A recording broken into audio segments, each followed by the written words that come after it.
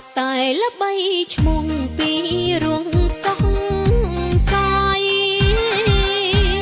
ខំស្គាល់ពីឆ្ងាយបំណងប្រាថ្នា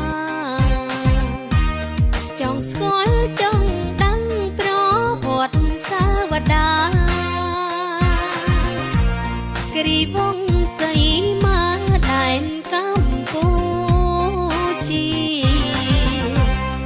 នំបាយងកៅទីរមណីយដ្ឋានប្រាសាទបុរាណល្អអិនគេដានីព្រះនាងសង្ក្រអូបឆោបស្រុកសោភីអុជធូបបូជាសុំពរប្រងព្រំធម្មជាតិខៀវខ្ចីព្រៃដងជុំចិត្តកយគុណពីនិតពីកំពូភ្នំពណ៌លឿងដូចមាសពីងស្រែស្រូវទុំជាទីមនោ